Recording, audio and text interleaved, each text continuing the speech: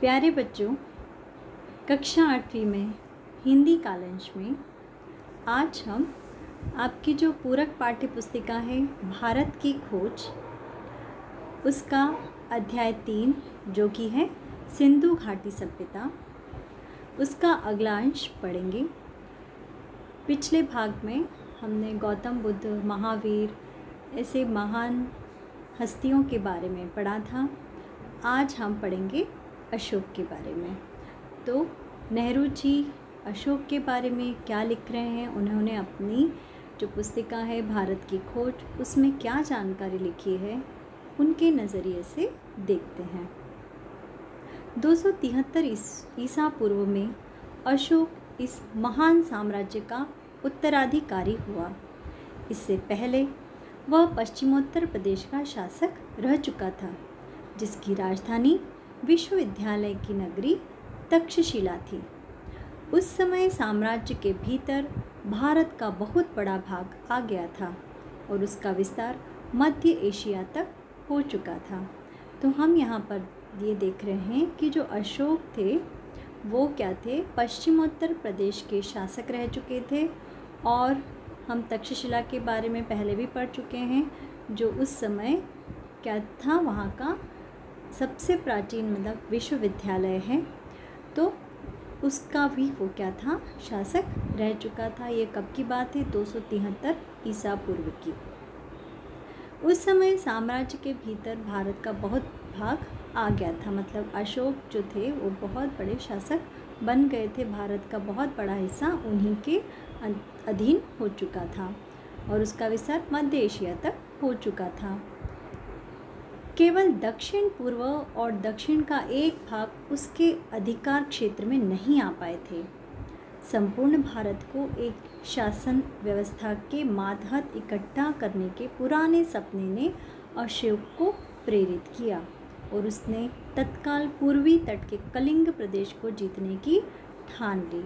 अर्थात मध्य एशिया का जो हिस्सा बच गया था, जो था दक्षिण पूर्व और दक्षिण का एक भाग, वो उसके अधिकार क्षेत्र में नहीं आता था, वो उसके साम्राज्य नहीं बन पाए थे। और उनका क्या सपना था, संपूर्ण भारत को एक ही शासन व्यवस्था के अधीन, मातहत यानी अधीन वे लाना चाहते थे। अर्थात उन्हें पूरे भारत पर क्या करना था, अपना शासन करना था। तो उनके सपने ने उन्हें प्रेरित किया और उसके बाद उन्होंने क्या किया, कलिंग प्रदेश को जीतने की ठान ली। मन में दृढ़ निश्चय कर लिया कि मैं कलिंग प्रदेश को जीतकर पूरे भारत पर अपना कब्जा कर लूँगा। कलिंग के लोगों के बहादुरी से मुकाबला करने के बावजूद अशोक की सेना जीत गई। तो उन्होंने जो दृढ़ निश्चय किया था वे सफल हुए। कलिंग लोग बहुत ही बहादुर थे, उनसे मुकाबला करने के बाद अशोक ने वहाँ पर भी जीत हासिल की। इस युद्ध में भयंकर कत्लेआम हुआ। जब इस बात की खबर अशोक को मिली तो उसे बहुत पछतावा हुआ और युद्ध से विरक्ति हो गई। बुद्ध की शिक्षा के प्रभाव से उसका मन दूसरे क्षेत्रों में विजय हासिल करने और साहसिक काम करने की ओर घूम गया। अशोक के विचारों और कर्मों के बारे में हमें फरमानों से जानकारी मिलती है जो उसने जारी किए और पत्थर और धातु पर खोदे गए। ये फरमान पूरे भारत में फैले हैं और अब भी मिलते हैं। तो जब अशोक ने कलिंग पर अपना कब्जा तो कर लिया, उन्हें जीत तो हासिल हुई, लेकिन जब उन्हें पता चला कि इसमें बहुत कत्लेआम हुआ है, बहुत जन की हानि हुई है, बहुत लोग मारे गए हैं, तो उन्हें बहुत ही पछतावा हुआ। यह बात उन्हें बिल्कुल भी अच्छी नहीं लगी और उन्हें युद्ध से विरक्ति हो गई। वो युद्ध करने के अब पक्ष में नहीं रहे। उन्होंने युद्ध करना हमेशा के लिए छोड़ दिया कि मैं युद्ध नहीं करूँगा, युद्ध से बहुत लोगों को नुकसान होता है। और बुद्ध की शिक्षा के प्रभाव से उसका मन दूसरे क्षेत्रों में विजय हासिल करने और साहसिक कार्य करने की ओर घूम गया। मतलब वो बुद्ध की शिक्षा से प्रेरित हुए और उन्होंने सोच लिया, ठान लिया कि अब वे इस तरह का कोई कार्य नहीं करेंगे। वे क्या करेंगे, दूसरे क्षेत्रों में साहसिक कार्य करने में अपना पूरा बल जो है वो लगाएंगे। अशोक के विचारों और कर्मों के बारे में हमें फरमानों से जानकारी मिलती है।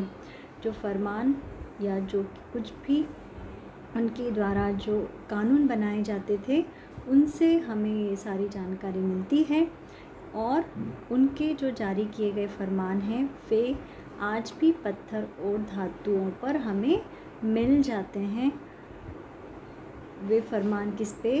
पत्थर और धातुओं पर खोदे गए थे, जो हमें कहीं न कहीं देश में मिलते हैं। इनमें से देखिए एक अशोक का अभिलेख जो यहाँ पर चित्र में दिखाया जा रहा है, बड़ा ही प्राचीन अभिलेख है। ये खुदाई के समय पे मिले हुए कुछ अभिलेखों में से एक है। कलिंग को साम्राज्य में मिलाए जाने के ठीक बाद ही महामहिम सम्राट ने धर्म के नियमों का उत्साहपूर्वक पालन, उन नियमों के प्रति प्रेम और उसको धर्म को अंगीकार करना आरंभ किया। अब कलिंग का साम्राज्य जब उन्हें हासिल हो गया, उसके बाद महामहिम सम्राट यानी महासम्राट अशोक ने धर्म के नियमों का उत्साहपूर्वक पालन किया, अधर्म नहीं करेंगे इस तरह की दृढ़ प्रतिज्ञा की। उन नियमों के प्रति प्रेम और धर्म को स्वीकार करना उन्होंने शुरू किया। उनके एक फरमान में कहा गया है कि अशोक अब आगे किसी प्रकार की हत्या या बंदी बनाए जाने को सहन नहीं करेगा। मतलब उन्होंने बुद्ध से प्रेरित होकर किसी की भी हत्या या किसी भी तरह की हिंसा, इन सब का त्याग किया, और अगर कोई और भी करता है तो वे उसे न्याय देंगे। कलिंग में मरने और बंदी बनाए जाने वाले लोगों के 100वें 1000वें हिस्से को भी नहीं। सच्ची विजय कर्तव्य और धर्म पालन करके लोगों के हृदय को जीतने में है। वे क्या मानते थे कि सच्ची विजय तो लोगों का दिल जीतने में है, खून खराबा करने में नहीं है। कर्तव्य और अपने धर्म का पालन करना ही इंसान की सच्ची जीत है। ये इनके विचार थे। फरमान में आगे कहा गया है, इसके अलावा यदि कोई उनके साथ बुराई करेगा तो उसे भी जहाँ तक संभव होगा महामहिम सम्राट को झेलना होगा। महामहिम सम्राट की यह आकांक्षा है कि जीव मात्र की रक्षा हो, उनमें आत्म संयम हो, उन्हें मन की शांति और आनंद प्राप्त हो। उन्होंने जो फरमान जारी किया उसमें कितनी अच्छी बात कही गई थी कि कोई भी हिंसा नहीं अपनाएगा, यदि कोई उनके साथ बुराई करेगा तो उसे भी जहाँ तक संभव होगा महामहिम सम्राट यानी अशोक को झेलना होगा। मतलब जिस प्रकार की भी वे सज़ा सुनाएंगे उसे उन्हें भुगतना होगा। महामहिम सम्राट की यह आकांक्षा है, इच्छा है कि जीव मात्र की रक्षा हो, यानी सभी जीवों की रक्षा करना सबका कर्तव्य होना चाहिए। उनमें आत्म संयम हो, अपने आप पे नियंत्रण होना है, उन्हें मन की शांति और आनंद प्राप्त हो। मन की शांति और आनंद पर उन्होंने अपने फरमान में जोर दिया। इस अद्भुत शासक ने, जिसे आज भी भारत और एशिया के बहुत से दूसरे भागों में प्यार से याद किया जाता है, अपने आप को बुद्ध की शिक्षा के प्रचार में, नेकी और सद्भाव के काम में तथा प्रजा के हित के लिए सार्वजनिक कार्यों के प्रति समर्पित कर दिया। इस अद्भुत यानी अनोखे शासक ने, जिनसे भारत आज भी भारत और एशिया के बहुत से दूसरे भागों में प्यार से याद किया जाता है, अशोक को सब बड़े ही प्यार से याद करते हैं। अपने आप को बुद्ध की शिक्षा के प्रचार में अशोक ने क्या किया? बुद्ध की जो शिक्षाएं थी, बुद्ध के जो विचार थे, उनका प्रचार किया। नेकी यानी ईमानदारी, सच्चाई और इस प्रकार के सद्भाव के काम में प्रजा के हित के लिए और सार्वजनिक कार्यों के लिए स्वयं को समर्पित कर दिया। उन्होंने अपना पूरा जीवन प्रजा के हित के लिए, प्रजा की भलाई के लिए, बुद्ध की शिक्षा के प्रचार में अपने आप को लगा दिया। उसने ऐलान कर दिया था कि वह इसके लिए हमेशा तैयार है। उन्होंने सबसे कह दिया था, ऐलान कर दिया था कि वह इस प्रकार के नेकी और सद्भाव के काम ही करेंगे। और वो काम करने के लिए वे सदैव तत्पर रहेंगे। हर स्थान पर और हर समय सरकारी कर्मचारी जनता के कार्यों के बारे में उसे बराबर सूचना देते रहें। इसलिए उन्होंने फरमान में क्या कहा कि कोई भी सरकारी कर्मचारी है, अगर उसको जनता के कार्यों के बारे में कुछ जानकारी या सूचना देनी है तो वे बराबर सूचना देते रहें, चाहे वे किसी भी स्थान पर हो, चाहे जिस समय और जहाँ भी हो, वह लोकहित के लिए अवश्य काम करेगा। उन्होंने कह दिया कि लोकहित के लिए चाहे अशोक कहीं भी हो, चाहे प्रचार के लिए बाहर भी गए हों, तो उनके जो सरकारी लोग हैं वे तुरंत ही अशोक को सूचित करें और दूसरों के हित के लिए, लोगों के हित के लिए अशोक अवश्य काम करेंगे। खुद कट्टर बौद्ध होने पर भी उसने दूसरे धर्मों को बराबर आदर और महत्व दिया। ये बहुत ही महत्वपूर्ण बात है कि उस समय, इतने पुराने समय में भी उनकी सोच इतनी अच्छी थी। वे खुद बौद्ध धर्म को मानते थे, बौद्ध धर्म का प्रचार करते थे, बौद्ध की शिक्षा नीति को उन्होंने अपनाया हुआ था, परंतु वे किसी अन्य धर्म का निरादर नहीं करते थे, सबका बराबर आदर करते थे, सबके जो नैतिक मूल्य हैं उनका सम्मान करते थे, सबको महत्व देते थे। अशोक बहुत बड़ा निर्माता भी था। उसने अपनी कुछ बड़ी इमारतों को बनाने में मदद के लिए विदेशी कारीगरों को रख छोड़ा था। यह नतीजा एक जगह इकट्ठे बने स्तंभों के डिज़ाइन से निकाला गया है, जो पर्सिपोलिस की याद दिलाते हैं। यहाँ पर देखिए कि अशोक क्या थे, बहुत बड़े निर्माता भी थे। किस प्रकार से उन्होंने बहुत बड़ी बड़ी इमारतों का निर्माण किया, न सिर्फ निर्माण किया बल्कि उन्होंने विदेशी कारीगरों की भी मदद ली। यानी जो अच्छा कार्य करते थे, अच्छे निर्माण करता थे, उनको वे विदेशों से आमंत्रित करते थे, बुलाते थे और उनसे अच्छी कारीगरी करवाते थे। और देखिए यहाँ पर अशोक के समय में निर्मित जो सांची का स्तूप है वो यहाँ पर बना हुआ है। बहुत ही पुरानी इसकी ये तस्वीर है। ये जो उसकी प्राचीनतम जो अभी आधुनिक तस्वीर है सांची के स्तूप की, जो आज भी सांची में स्थित है मध्य प्रदेश में।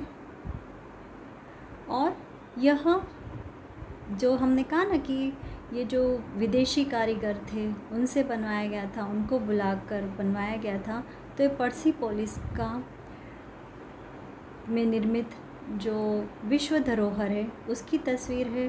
कहीं ना कहीं ये जो सांची का स्तूप है ये इससे कुछ न कुछ मिलता जुलता है, जो कारीगरी है वो मिलती जुलती है। इसलिए कहा गया है कि ये जो उनके द्वारा जो बने हुए सांची के स्तूप हैं उनमें कहीं ना कहीं वो पर्सिपोलिस की याद दिलाते हैं। लेकिन इस शुरू की मूर्ति कला और दूसरे अवशेषों में भी भारतीय कला परंपरा की विशेषता दिखाई पड़ती है। हम ये तो कह सकते हैं कि पर्सिपोलिस की याद दिलाता है, उसकी तरह दिखाई देता है, विदेशी कारीगर के द्वारा बनाया गया है, पर कहीं ना कहीं उस मूर्ति में, उन अवशेषों में जो मिले हैं प्राचीन अशोक के समय पे, उसमें भी भारतीय कला और भारतीय परंपरा की झलक कहीं ना कहीं दिखाई पड़ती है। 41 साल तक अनवरत शासन करने के बाद ईसा पूर्व 232 में अशोक की मृत्यु हो गई। H.G. वेल्स ने अपनी आउटलाइन ऑफ हिस्ट्री में उसके बारे में लिखा है कि बादशाहों के दसियों हजार नामों में जिनसे इतिहास के प्रश्न भरे हैं, जिनमें बड़े बड़े राजे, महाराजे, शहंशाह और नामी गिरामी शासक शामिल हैं, अशोक का नाम अकेला सितारे की तरह चमक रहा है। वोल्गा से जापान तक आज भी उसका नाम आदर से लिया जाता है। तो यहाँ पर हमने देखा कि जो अशोक थे वो बहुत कुशल शासक थे, बहुत ही महान थे, बहुत ही उन्हें मतलब कला से भी प्रेम था, बहुत बड़े निर्माता भी थे। और अब हम देख रहे हैं कि 41 साल तक उन्होंने अनवरत शासन करने के बाद ईसा पूर्व 232 में उनकी क्या हो गई, मृत्यु हो गई।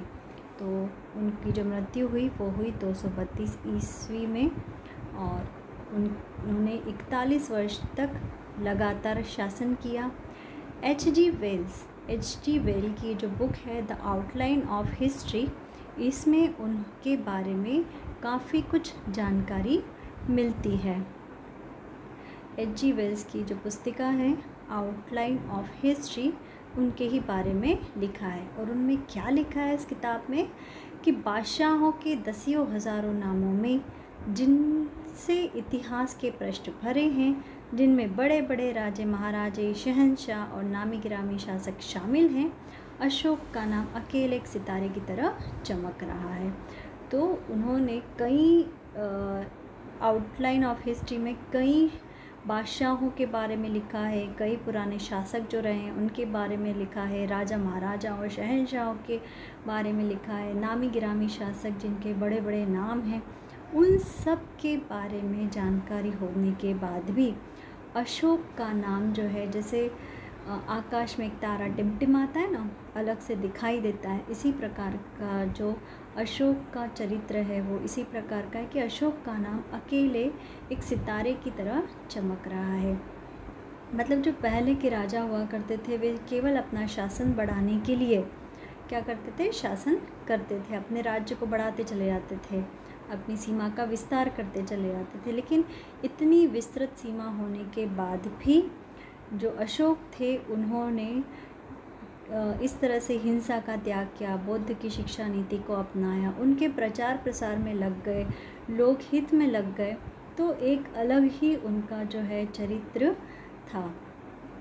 वोल्गा से जापान तक आज भी उसका नाम आदर से लिया जाता है। मतलब आप न सिर्फ भारत में बल्कि भारत के बाहर भी वोल्गा से लेकर जापान तक भी उन्हें बहुत ही अच्छे शासक के रूप में, अच्छे व्यक्तित्व के रूप में याद किया जाता है। तो यहाँ पर हमारा जो अध्याय 3 है वह समाप्त हुआ।